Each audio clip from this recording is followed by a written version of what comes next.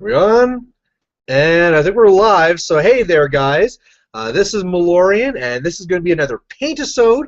For those who don't know what a Paintisode is, basically, I'm just going to be sitting here for an hour painting some stuff. The idea is that you don't need to watch this. You can just listen to it, pull out your own things, and then at the end, we'll both end up with some painted stuff. And I'm going to be yapping about some project stuff, some Warhammer stuff, some War Machine stuff, maybe some Pokemon stuff, and we'll have some fun. But either way, what I'm going to be painting today is it's actually War Machine models. These are really different from what I've been working on before. They're from Retribution, and they're wacky robots. They're not actually ones that I'm using. These are going to be trophies. I run a tournament, and all I do is to make these cheap trophies is I just buy models, prime them white, paint them yellow, and then paint them again gold. Bam! Put them on top of a trophy base that I buy, and it's something that is relatable. And all I do is I make sure I take models from the army that won last year. So this one's gonna be Retribution. These guys are really wacky and crazy looking, especially their legs. They're like a leg that then goes into another leg. So I don't know, and their heads look weird. There's a reason why I don't play these guys. So luckily for me, that means I can just strop on paint, and this is going to be really easy painting for me. Unfortunately for all my painting goals and stuff, this does not really apply, so I'm going to be even further behind. It'd be really nice if I could get something done for this month. I'm kind of ahead of schedule right now, so it's not a big deal if I didn't get anything done, but still, I don't want to be falling back behind when I don't need to. But luckily, I did post this up before, and I got a few things that people want me to talk about, so we'll be talking about that first. First thing we had here was from Materium, and I think this is a good idea, putting this up so I have stuff to talk about right from the get-go, and then I can just throw in crazy other little things as needed. But Materium says, hey, what are your thoughts on BC Core? Everybody knows that zombies are the best, which I disagree with. Well, it depends what you're trying to do.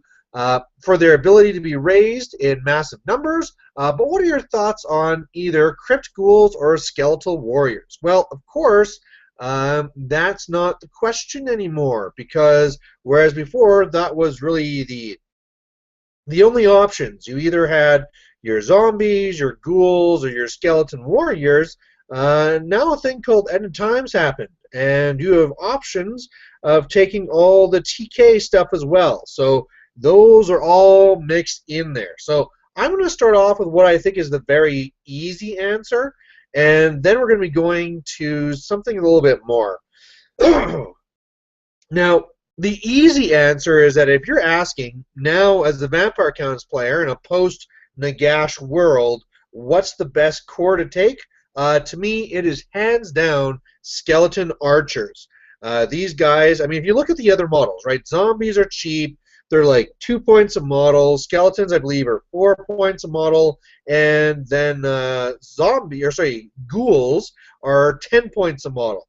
Well, you got these lovely skeleton archers at 6 points a model, and they are just fantastic because even if you do plan to put in a Blender Lord in there and make it a combat type of block where it needs to give ranks or whatever. Well, that's no big deal. They can still give those ranks, and meanwhile, you can just do that shooting.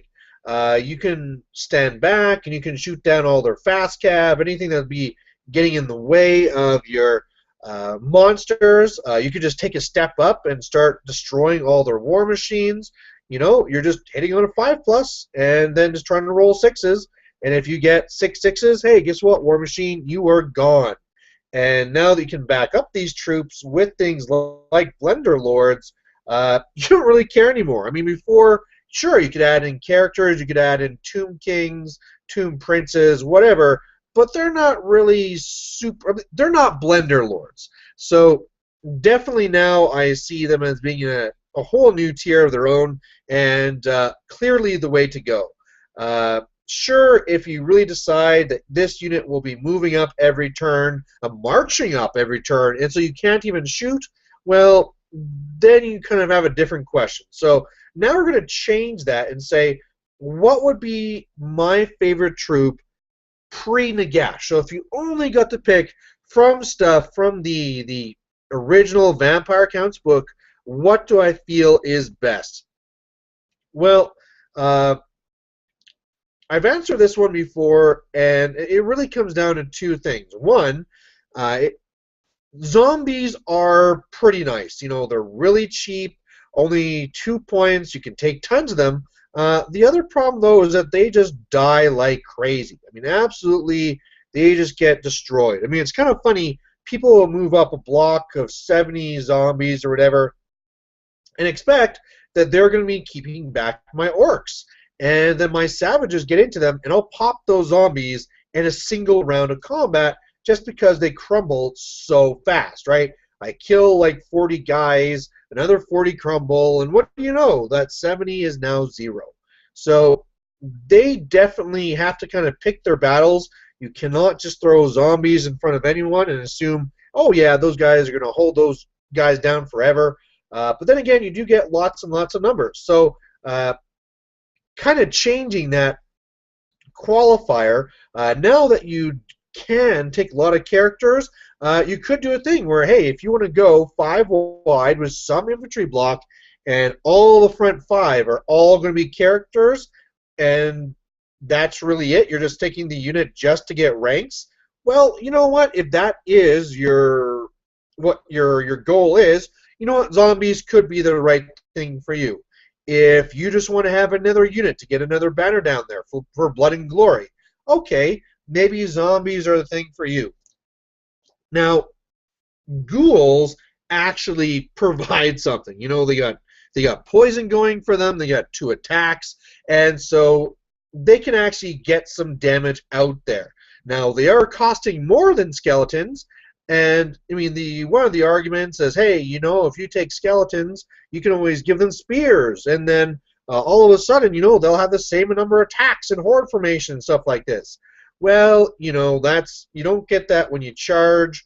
You're at a worse weapon skill, worse initiative, and you don't have the poison. So really, if you're taking a combat unit where you are wanting the unit to actually do damage, ghouls are still your way to go. If you're planning to modify that with magic, say with whatever, right? Let's say you're going to be running a wild form battery behind this. Okay, well, sure, whatever. You could always be going with skeletons if you're planning to beef them up. But in the end, I think people who ask that question are really tackling the undead in the wrong way. I think the rule still applies that when it comes to undead, you should only ever be taking 25% core. They are the weak part of your book. You're not orcs and goblins, right? To me, I still do stay pretty close to 25% because my special is really good too. But you know what? I can go above that 25% core. I can go 80% core in orcs and goblins and make a very competitive army. That's just not the case when it comes to vampire counts. All your good stuff is going to be in your characters, and in special, and in rare. And really, the more points you spend in core, the more points you basically are not spending on your good things. So with that in mind, and only taking 25%, again, we're coming back to where I was before, saying, hey, take 25%, divide by 6, that's how many skeleton archers you should be taking. Of course, you need banners in there and stuff like that because Blood and Glory is a thing. But yeah, that's kind of my answer for that. I'm going to go back to the regular one. No questions there. So the next question we have here is from the Skull Crusher King.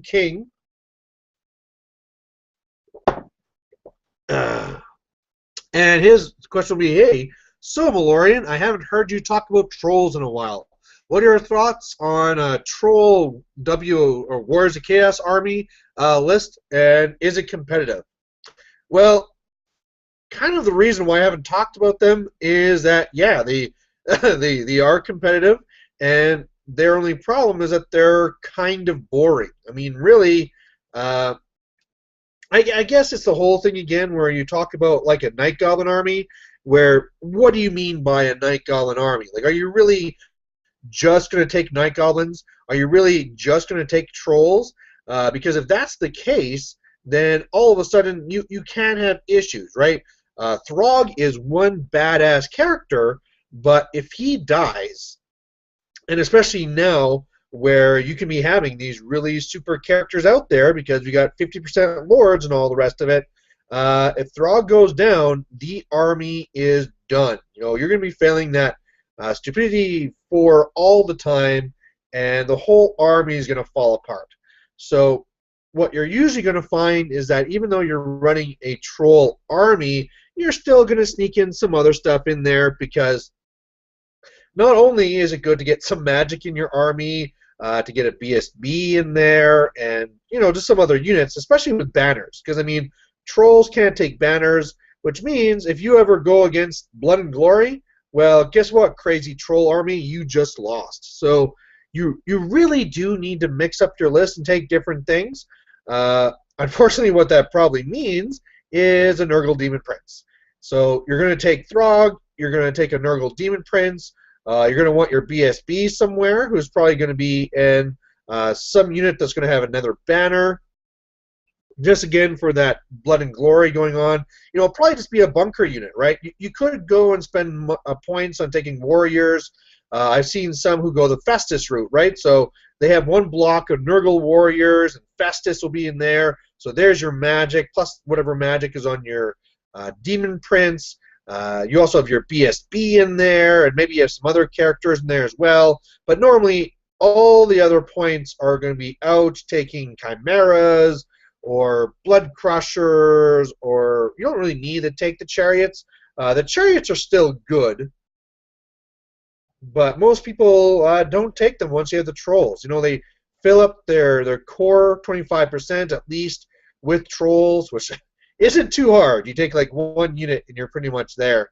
But yeah, the Chariots are still a good take, and man, I'm still waiting to see how that type of army will change under the new end times, right?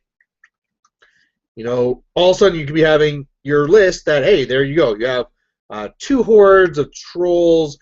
Throg is in one. You have Demon Prince hiding behind each of them. In the center, or whatever your formation wants, you're going to have your bunker unit that's going to be having the BSB, and that's going to be a hell of a thing to deal with, because that thing is just going to fly right up, right? First turn, you're going to be middle of the board with those trolls. Demon Prince, pretty dang safe behind, except for things like Doom Divers or the Light Council. And then after that, boom, they're in there, and they're just ripping things up. So that's pretty much all to say on that. I just haven't really been talking much about the trolls because I feel like I've said there's everything to be said.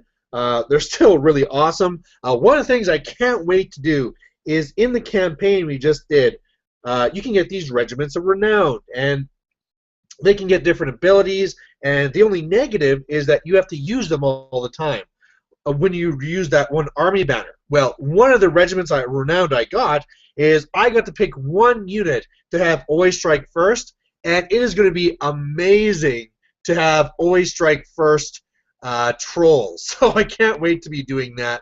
I'm just going to be updating this here, see if there's any comments. You got 8 people watching. That's pretty good. Oh, 6.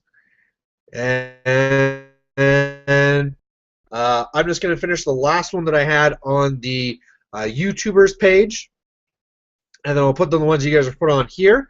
I have a comment here from MC1Gamer saying, scrapbooking, is it as exciting as it appears? Man, it's actually kind of surprising how that went. I mean, from my point of view, that video I did where I voiced over one of my wife's projects, that was hilarious. I mean, I really went into that not knowing how it was going to turn out, realizing that there was a very high probability that I would voice over one of her projects and it was going to turn out really lame and stupid, and I would just want to delete it after because it just wouldn't be funny, wouldn't be insightful, and it would just be dumb. maybe she would post it up because, hey, look, my husband's so stupid at this stuff type things. And sure, if she want to do that, I have no problem. We're all good natured about that. But man, I had so much fun doing that video. But now, after it's done, uh, my wife is a little bit annoyed.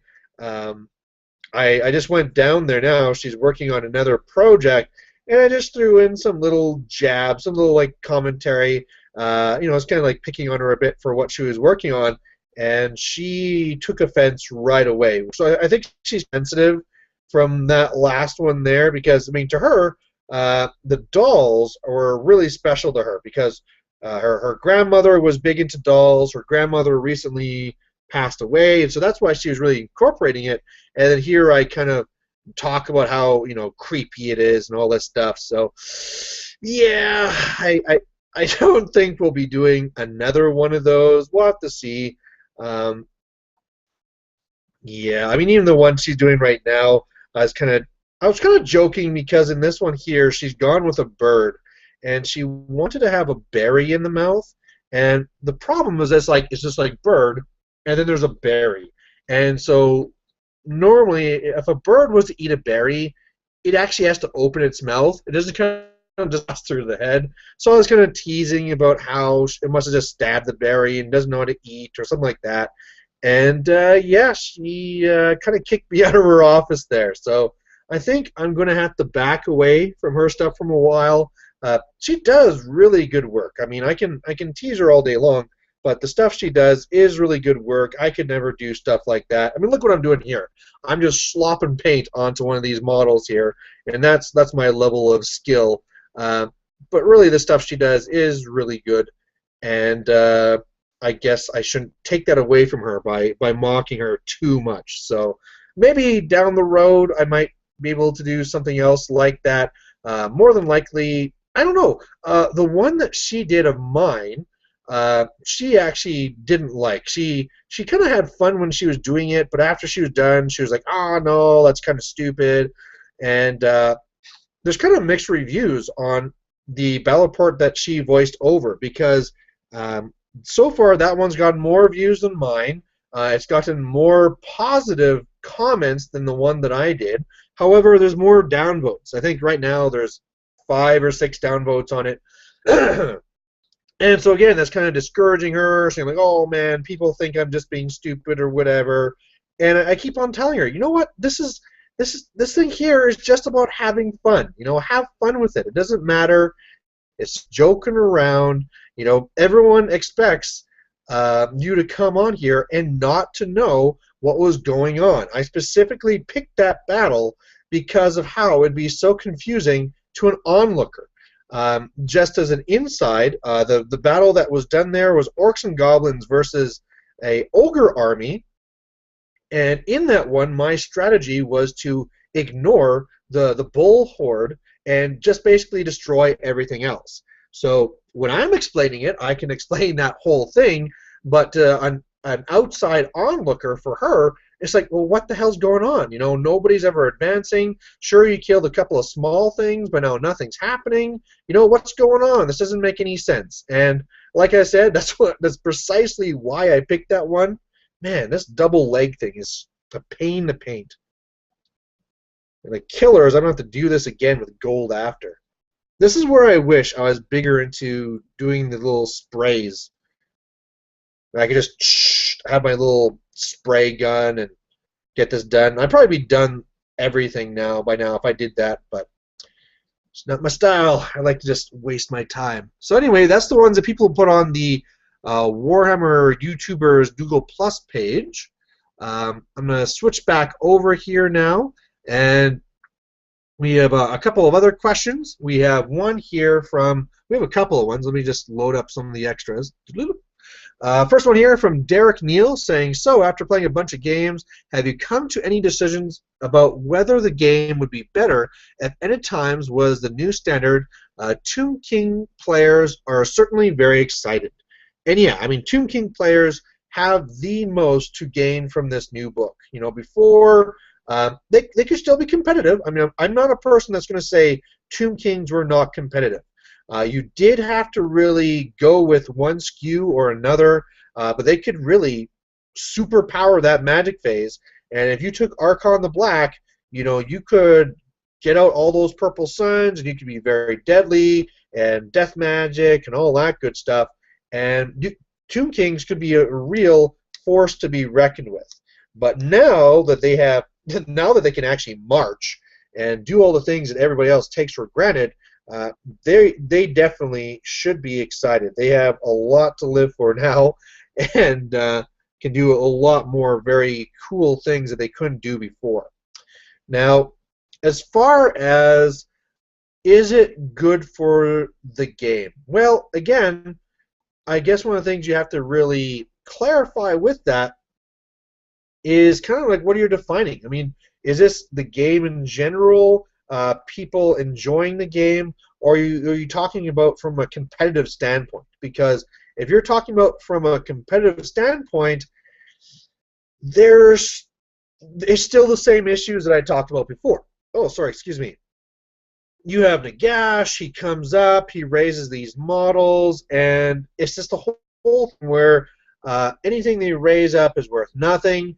All your core is going to be in the skeleton archers. You're going to be taking the you can take a couple of spirit hosts to slow things down, knowing that things crumble less. Yeah, and you just kind of do your thing and say, hey, I'm going to be shooting the hell out of you, and meanwhile raising up all these guys that you have to fight, but they're worth no victory points. And in the end, I'll kill some of your stuff, and I'm going to win. So deal with it. Unless, of course, you have some cannons, and I die. So, again, I mean, that's a big part, again, why you need those skeleton archers. It's just like why I run archers for my high elves, right? My high elves where dragons are all over. First of all, I want them so that they can be always effective and adding damage and doing work, basically, while the guys are flying around. But more importantly, those archers can reach out and say, hey, cannon in the back there, pew, pew, pew, you're dead. And now the rest of my force is safe. So, really, those, you'd have to play right. I mean, here's a tip. If you're up against guys like that, it's harder against the high elf archers because they have a longer range. They have long bows as opposed to regular bows. But regular bows shoot 24. So really, the distance of all the no man's land, that's where those Tomb King archers can shoot, which means they can walk up 4 inches, and of that 12-inch deployment zone, you have only 8 inches, which is safe. So often I see people deploying their cannons right at the front. And it's like, no, don't do that. Put it right at the back. Now, high elves, they're a little bit tougher. They have 30-inch bows. So of the 12 standing still, they can already shoot 6 in and move 5 and shoot. So you only have like 1 inch of safety. So high elf shooting you can't really hide from. But the Tomb King shooting you definitely can.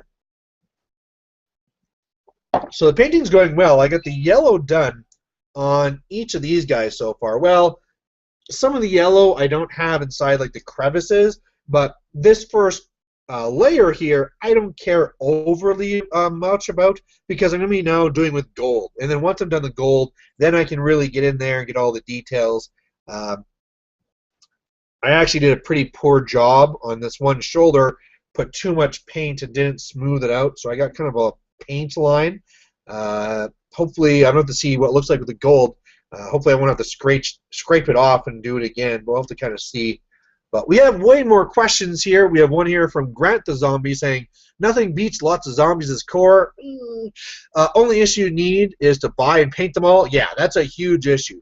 If you're looking at 2,400 points and 25% of that is going to be 600, which means you need 300 zombies just to fill in your core. That's a lot of money and a lot of paint to do all that. And again, what are they really doing for you? Unless those zombies are supposed to be holding down a flank or just holding banners for blood and glory or just giving ranks while the front is all characters, they're just going to die. They just, sure, you have lots of guys, but a lot of the this is not seventh. This is not where you can go in there and you're going to crumble, you know, 2 to 5 guys per turn. You're going to be crumbling sometimes like 50 guys in one turn, and that's above and beyond the kills because you have things like the Savage Orc Biggins and all the rest of the things. Now all the monsters, and now you're going to have the dragons coming in too. And they're just going to come in and pop that unit in one go, and that can be a really bad thing. But by the way, he also says your wife says your Warhammer guys scare your children. In reality, her scrap booking hobby is the most terrifying thing I've ever seen. Tonight, working on my new ogre armies. Good to see. Ogres are always a fun one to work on. There's not many models. You really have the choice if you want to customize them a lot, and it's really easy to customize them too because you can kit bash the different kits and put on other things. So ogre armies, yeah, I kind of wish I would have gone so janky with my ogres, so I could have enjoyed them more. But what are you gonna do? Which is the right gold? Here we go. We want, yeah, it used to be shining gold. Now it's called auric armor gold. But yeah, scrapbooking is kind of scary to my wallet. Uh, you know, to me, it's like every little once in a while a book will come out, and I'll have to make sure I buy a new book, and that's no problem. For her, it's crazy. It's like, oh, well, I want to get a new stamp. And you're like, oh, stamps, that can't be too much. What is that, like $3? Oh, no, it's like 30 for like one stamp. Somebody out there is making so much money. You know, GW is nothing to what these guys are doing. We have another one from Materiums here saying, what model unit have you had the most fun painting in Warhammer? And which one has been the most fun on the table? The most fun painting, now, I guess the biggest thing you have to remember for me is I don't really enjoy painting. I paint because I need things painted, and hey, it works well for these Paintisode. But I mean, honestly, if I had a choice, I'd be playing instead of painting. So to me, what I want is something that paints up fast and then looks good. And to me, that'd be the Frost Phoenixes. The Frost Phoenixes are kind of crazy in that I painted these guys up. They really took almost no time at all. And, you know, just a couple of colors, do some dry brushing, do a wash, done. And I have people come to my table saying, wow, that guy's painted so well. And, I mean, they have no idea how little effort I put into there. So, really, I'd have to say that would be my favorite model of paint, was a Frost Phoenix. I still have another one to paint. I have my 2 rare guys, and then I have the one that has Caradrian on it. Oh, that's going to be awesome to use him. So I got to paint up that guy still. I mean, that's the thing. Painting up the Phoenix, I'm going to be done that in like 30 minutes. Then I have to paint Caradrian or whatever, and that guy is going to take forever. So, yeah. But anyway, which model, or does it say unit, or does it say model? Which one? And he said model unit before. Is the most fun to use on the table? Well, it would have to be something Orc and Goblin because I love that. The most fun. I would have to say the model that I have, or unit that I have the most fun with on the table would probably be either the gigantic spider or the gigantic cave squid. Squig. And that's because they're really janky. You don't normally see these guys, and so everybody thinks that they're garbage. And for the most part, I mean, if you just took a giant cave squig, yeah, sure, it would be pretty garbage. But I mean, you can build those guys to have whatever you want. You can want, and so what I love is, you know, either hopping around with this guy and everyone thinking like, oh yeah, he's garbage, ignore him, and then he just charges in and does something crazy. It's a little bit more dependable. Okay, it is probably just better with the gigantic spider because then you don't have random movement. Your armor is naturally better as well. But then again, the part that I love with the gigantic cave squig is that you can re-roll your distance. And so one of the things that I love people being cut off guard with is, first of all, the the fact that I can reroll. So it's like, okay, what do I need to get you? Oh no, I rolled. So I'm going to re-roll. They're like, what do you mean you get to re-roll? Yep, that's what I get to do. Or you can do it the other way too, right? If I'm trying to get my location, and if I roll too high, which would then put me inside like a charge arc or something, okay, I'll re-roll that so that I go a little bit less. And all the time, they just don't believe me. Like, let me read that book. That doesn't seem right. No, we're orcs and goblins. We do some crazy stuff. And I think, too, that people, because of that random movement, give the gigantic cave squig less respect than the gigantic spider. You know, gigantic spider at least looks a little bit more scary. It's a little bit bigger. You know, you're having more control over it. But then the other part of it, too, that gigantic cave squig does for you is if you have fast cav or skirmishers or scouts and they're trying to work behind your lines, you just hop on over to them. And they're like, oh, okay, I'm going to flee. You can't because it's random movement. Oh, okay, well, I'm going to stand and shoot. You can't because it's random movement. And they're like, this is bull. This is ridiculous. Either way, I just want to quickly show this. So this is now, again, you probably can't see. I should switch over to the actual screen. We can kind of see, I mean, when you do this, just start with a white primer, then do yellow, and then do gold. You know, it looks pretty good. I'm going to then just paint the base black, put it on the trophy base. I wish I would have had one here so I can show you what I'm talking about. But they must be downstairs or in this bag. Let's clean my brush, and I'll see if I got one here I can show you. Prizes. Here's one. So I just buy these. You know, they're not that expensive. You go to whatever trophy store, and they'll make these for you with the little thing on the bottom. And they're like less than 20 bucks each. So they're really not too bad. If you wanted, you could even go cheaper if you want to make your own trophies. The little bases at the bottom here, you just make from wood.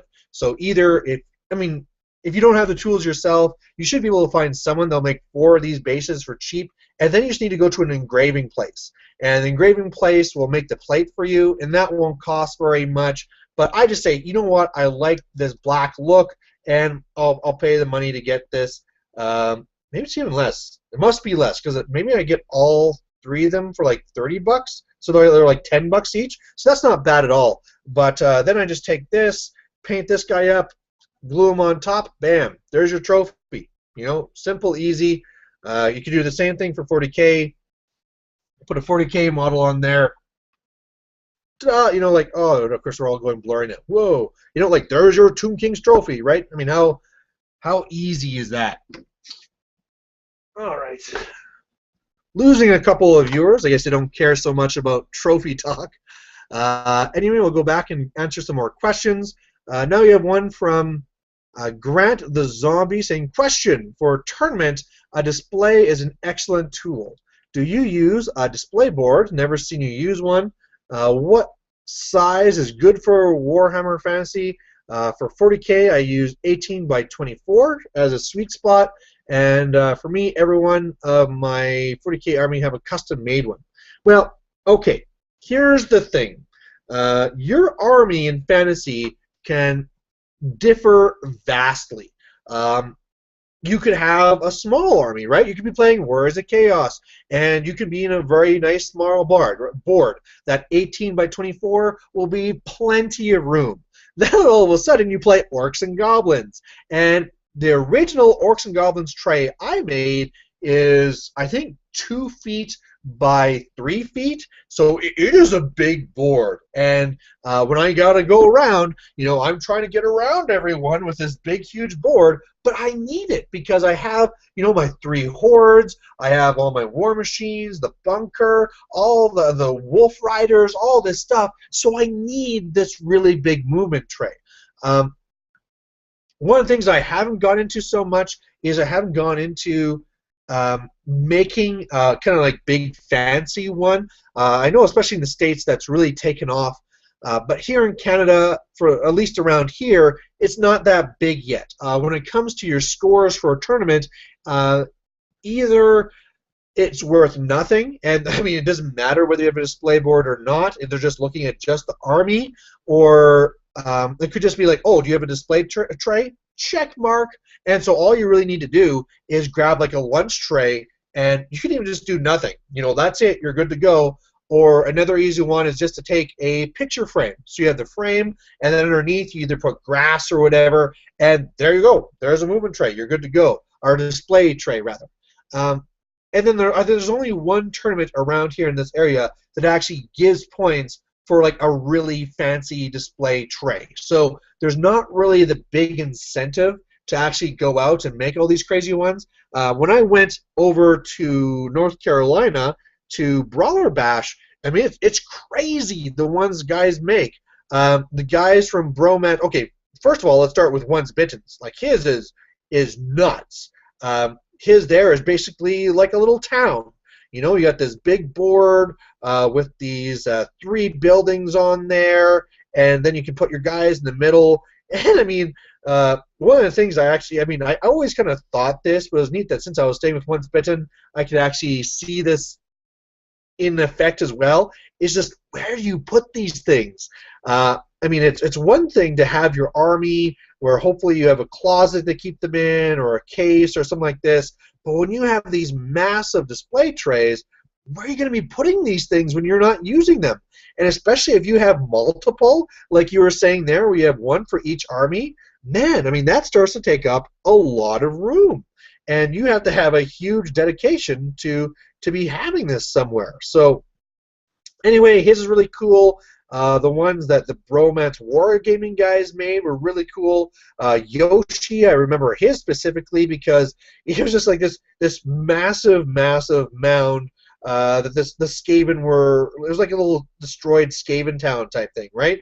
Or I can't remember if Shimmergloom used it the second year, but the year prior I was there, his display tray for his army was an orc shield. Or was that his or Djekar's? No. Shimmergloom's is the fortress, and it was Djekar that his was the actual shield that you actually, it was like, here's an orc shield and my guys are on top of it. I mean, just the amount of work that goes into that stuff is just, like I said, I try and avoid doing painting whenever possible, because if I have the choice and somebody said, hey, I'm coming over, would you rather paint or play a game? I'm going to pick play a game every single time. So the notion of me saying, hey, I have all my stuff painted for the tournament, let's go make a super crazy display tray, it's just not going to happen. I'm just not going to spend that time. But I do really respect those who do, and I do have a couple of my own. I do have that massive one that I told you about.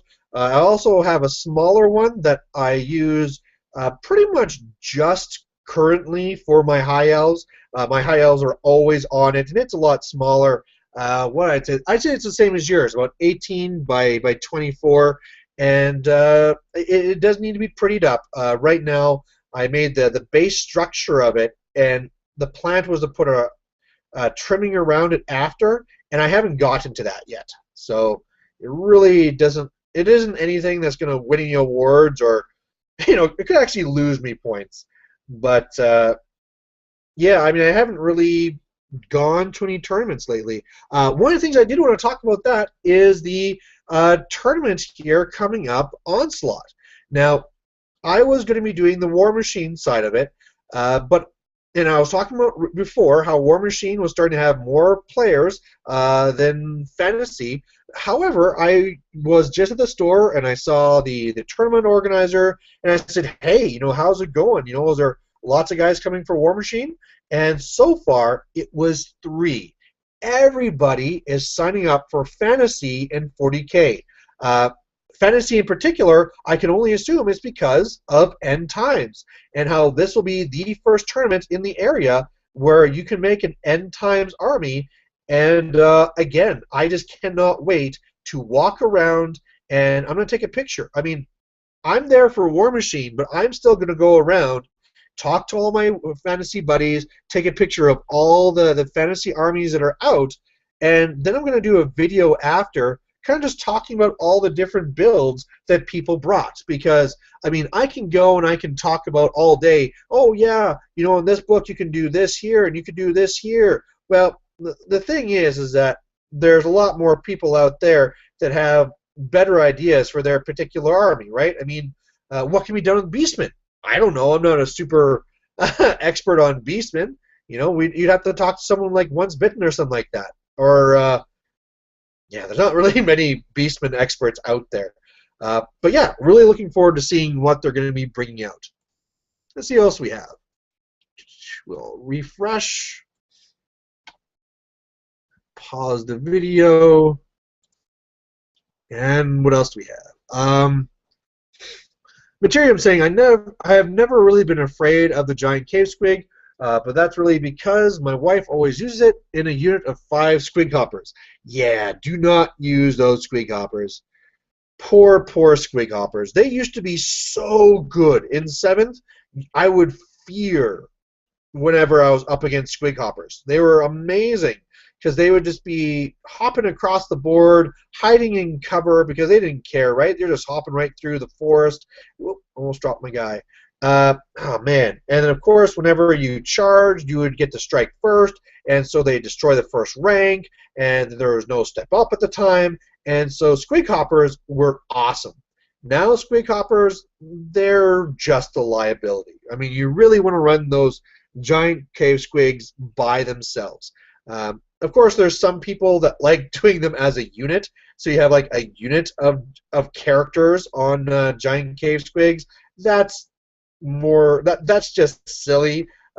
There's almost no tactical benefit to it.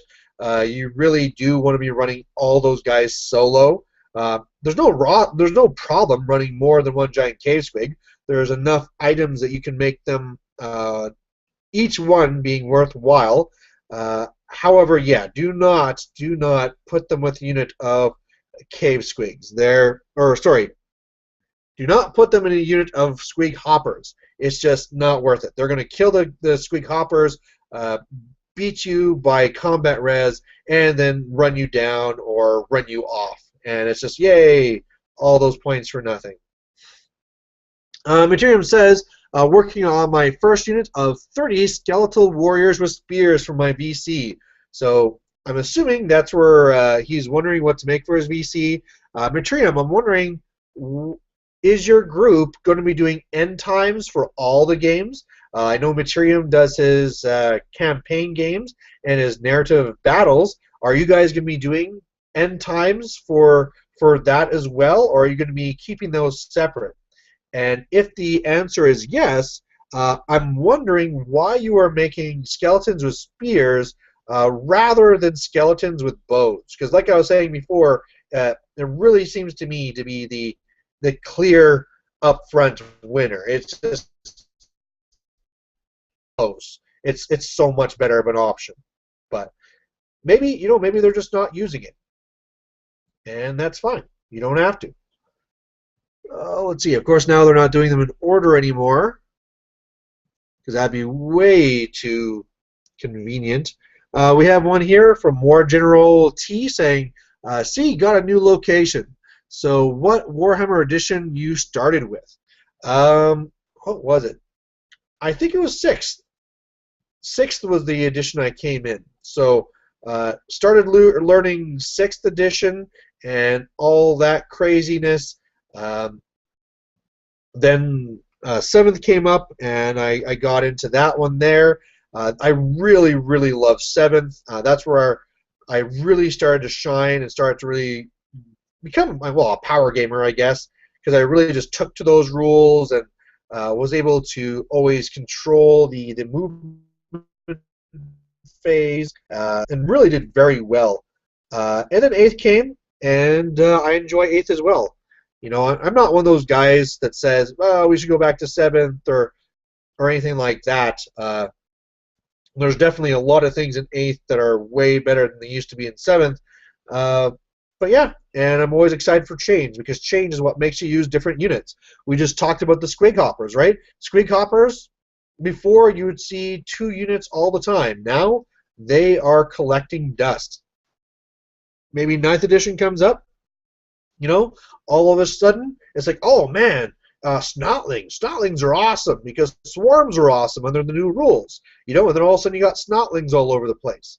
And I just like seeing those changes. They spice up the gameplay and keep it from getting stagnant. My lighting here in this new location is not good. I need that light to be like right here. I got a light over there just so you guys can see me better, but that doesn't help me looking at the model this way. I gotta like paint like this if I actually want to see what I'm doing. See if I can find anything else on here new. Mr. Malorian, this one here is coming from Keller Tube saying, "You the man, I absolutely love your Paintisodes. Right now I'm painting up some Cadian Shock Troopers in ultramarine colors. Have you read any of the Horus Heresy? The book, The Talon of Horus, just came out, and I'm already halfway finished it. Absolutely fantastic, and love your channel, dude. Keep it up." Well, thanks for watching. I have not read any of these separate books. As far as the Horus Heresy, you know, I've read what came in the books before. I started with 40K. Of course, this is one of the things I hate. Sorry, just to do a little side thing. I hate it when it's like I got to keep painting, so I get a big blob of paint on my brush, and then I look at the model and go, huh, it's pretty much all done. But anyway, like I was saying, I started with 40K, and I wasn't crazy reading the fluff, but I was at least interested in it. So I definitely learned about the Horus Heresy and all those key parts of the 40K folklore, I guess you could call it. But I just never got any further. And I know there are people out there that say, hey man, I got to go and I got to read all the books from the Black Library. They're also amazing. This is awesome. This is awesome. I'm not big into that type of extra reading. I suppose if the books were free, I would read them. But again, I mean, it's like, well, I could either spend the money getting a book about some extra fluff, or I could just get some extra models. And, you know, I'm just going to get extra models whenever that's an option. Looking good. All right. So, here's actually a War Machine question saying, the only Zardus asking, any general thoughts about Retribution crunch-wise and fluff-wise? Crunch-wise? What does crunch-wise mean? Also, do you think Assyria lists with Hyperion under Lara are competitive? Now, I gotta tell you guys, I am not the one to talk to about Retribution. I am so bad with them. In fact, a lot of these guys I'm painting right here, they are standard jacks, and I still have to double check myself for their names. I do not face a lot of Retribution. The one player I did pretty much ran the same thing all the time, so I know who Kaelissa is because that's who he always used. But for the most part, I am very weak against Retribution just because I'm not used to them. So crunch-wise, I don't know. Fluff-wise, they sound pretty cool. But as far as Assyria, I've done a little bit against her with Hyperion. Definitely that's the way you want to run her, is with a Hyperion, because hey, I get an extra shot. Super Hyperion, that's like when they're huge jacks, go ahead, shoot again, you know, that's awesome. Under the feet where you're getting an extra dice, you can really get those crits. I don't know who Alara is. Is that the, I can only assume that's the new Journeyman Warcaster, and I don't even know what she does. So sorry, I cannot answer that War Machine question. We're still going strong. We'll see if you any got more questions here. I was going to talk about Pokemon. I'll do that quick while this loads up. I'm not going to get, don't worry, there's going to be no Pokemon on the channel. But my kids, I've been trying to get my kids into a game for a while. I tried showing them 40K because 40K is kind of, tried thinking about fantasy, but the whole idea of movement in the tray, that wouldn't work.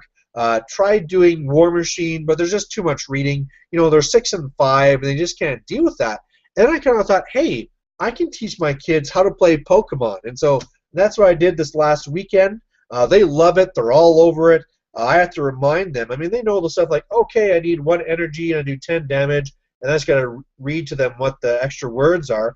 But man, this again, like I talked about, like for different companies really charging lots of money, man, watch out for this game here. I'm lucky that I'm doing this just for the kids. So it's like, okay, I'll buy your starting deck. There you go. We're done. I'll buy you a little bit of extra stuff so you can change it up, but that's really it.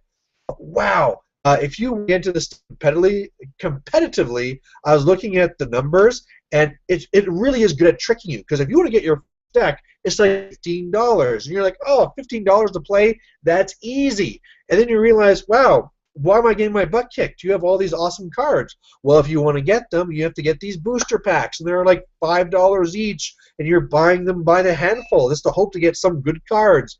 And wow, it just gets so expensive. So if you're ever thinking about getting into this, just buy a whole new army for Fantasy and 40K, because that will probably be cheaper. But either way, good to see my kids growing into my nerdy shoes.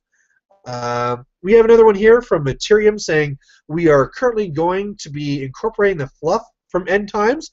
As far as the rules, tomorrow we're going to do a test game with the 50% Lords and Heroes and the new lore, and they'll make a decision about whether they're going to use it at that point.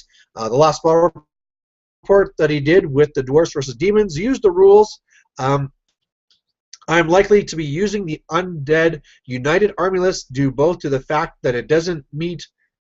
Oh, I am unlikely to be using it because it doesn't meet it does not really fit the fluff of my VC army. You guys have to remember that Metrium really is fluff there.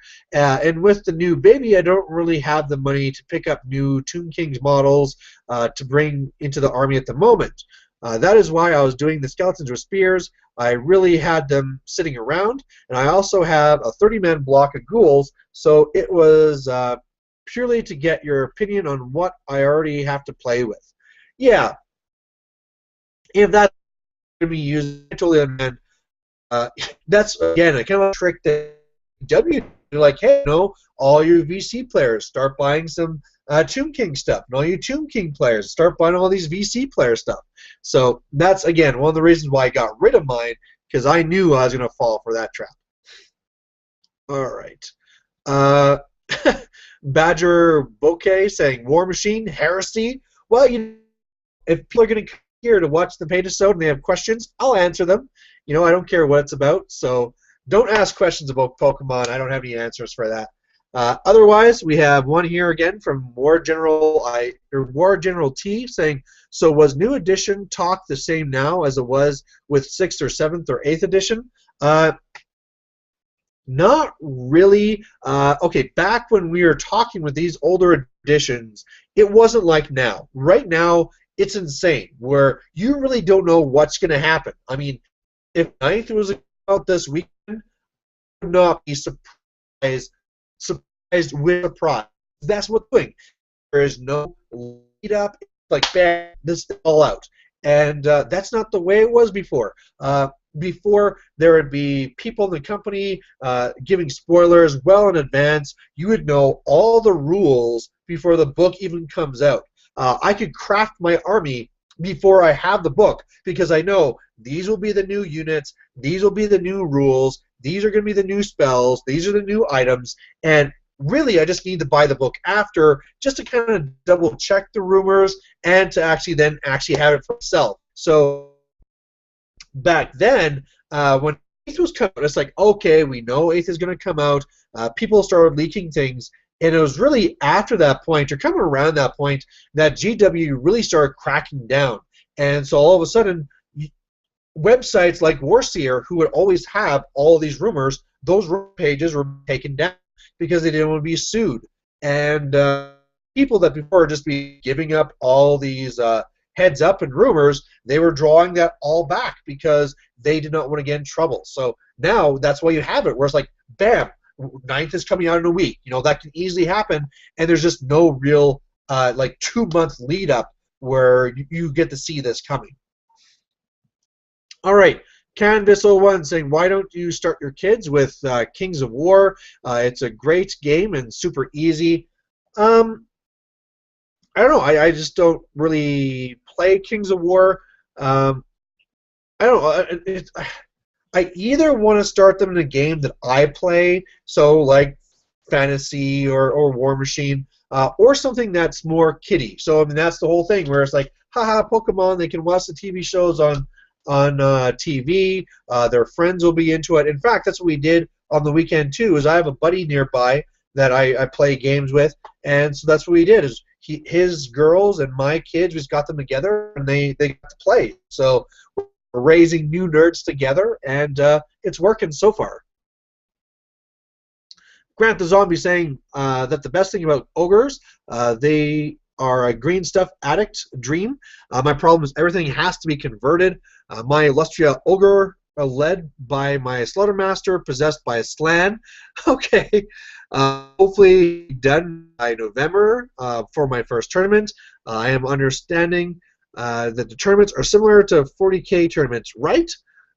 Uh, as far as comparing fantasy to 40K tournaments, uh, it really depends on your area, and maybe not even that too. I was going to say that I think it's a lot more popular for fantasy to have a comp applied as opposed to 40K. But then again, maybe it's just because I've been out of the competitive 40K for a while now. Um, the usual thing you always want to do: talk to your TO, understand how scoring will be done, understand what rules will and will not be allowed. For going into fantasy, a big one is, well, before end times, will they be allowing chaos dwarfs, right? Do I have to be worried about dealing with Kadai destroyers? All you have to do is have a character with the 5-point Dragonbane gem, and then you have a 2+ War Against Flaming, and then they're screwed. But now you got to ask them, okay, what's going on with end times? Are we doing the 50% Lords and Heroes? Are you allowing the combined books? Are you allowing the gash? Are you allowing people to use all the lore? So really, and I mean, don't feel shy or awkward asking a TO. A TO has no problem, unless they're a real prick, giving information on their own tournaments. You know, whenever I have somebody asking me, oh, will this be allowed? Will this be allowed? I just let them know, and I'm glad that people are asking me, because sometimes too I realize, oh, I didn't write this in my tournament package, and I want to make sure I have it added in there now. So yeah, go in there and make sure to ask them. Another one here from Canvas01 saying the new D&D system has been seen as a major improvement, catering to many of the fans' needs in the game. Do you think a new version of Fantasy will bring something fresh, or do you think it'll get the 0.5 update, kind of like 7th edition 40K received? I don't know what they're going to do. There's so many different rumors right now, ranging from there will not be a 9th to there will be a 9th with minor changes. I think it will be, like we could already see, it'll probably go to the 50% Lords and Heroes. We will go to combined profiles for characters on monsters. But the big thing you have to remember is that even though a small percentage of the book can change, it can have a massive effect on the tournament meta. So in this case there, I mean, you can take your big, huge book of rules and just change those 2 lines, and all of a sudden the game is played completely differently. Now everyone's taking these massive monsters, and it's Hero Hammer time, and it's really going to be a big change in how much War Machines have to be brought and stuff like that. Again, they could just do slight changes to the scenarios, and even though the core rules are exactly the same, because you have to use those to deal with the new scenarios, it can completely change everything. So as far as, you know, rewriting the rules, I don't think they're going to make a lot of changes. There will be at least, you know, a good handful of minor changes, but you can be sure that those minor changes will have a big effect on the game. So I don't know if that kind of answers your question, but that's what I'm going to go with. Uh, Either way, how are we doing for time here? I think we've been doing about an hour now, so I'll see if there's any last questions to catch. Again, I don't know why this thing doesn't do them in order whenever I upload these. Here's a new one from Dark saying, I played with my friends with the Nagash expansion, and it's so fun with the 50%. Gives the chance of taking huge commanders that you could only bring at 3,000 points before. When they crash, it's so exciting. And that really is true. I mean, we can talk about Hero Hammer and Double Demon Prince and stuff like this, but the thing is that when people aren't being a jerk, it really allows you to take some of these things that you just like the models, right? Maybe normally the way you like building your army, you just really like taking, what's a good example? Well, an Orc and a Wyvern. And, you know, an Orc and a Wyvern really isn't a good choice, but hey, right now it's really fun, and it really gets to change your game style. Man, I mean, I have not used a Wyvern competitively since 7th edition, and now it's like, wow, I can take 2 or 3 of these guys, and it can really change my playstyle. And either way, even if you aren't, again, that's more on the competitive side, even if it's like, wow, I can finally take Mazda Mandi, and I can finally use this model. You know, that is very true. That makes it a lot more fun. Here's another one from Kipriano Lopez saying, haven't seen any end-of-time battle reports. Did people not get into it? There's a few reports out now where they've used the 50% or the new lore. There isn't very many out there where they're actually using Nagash. The biggest one still that pops to my mind that's the best example is the one that's on Matthew Reeson's channel. I'm sure there's a lot more out there, but this is the thing where in the past, there's been a lot of YouTubers that might do Tomb King reports or Vampire Counts reports, and I might not be subscribed to them because it did not really apply to me. I mean, for me, if I see you do Orcs and Goblins, I'm probably going to subscribe it out. But now I'm kind of missing these, so I'm sure they're out there. And for that tale of Warhammer, or sorry, around the world in 12 games, between this month and next month, they're supposed to be doing a game with or against the Army of Undead. So hopefully I'll have a good amount there. But currently, man, sorry, I get a dry throat. I don't have very much. I haven't even put out my battle report yet, so I still have to do that too. But with my throat going and me being at an hour, I'm going to cut this off now. So thanks for watching. Jeez. I painted up my little trophy, guys. Please let me know what you are working on, and we'll catch you next Monday. Bye.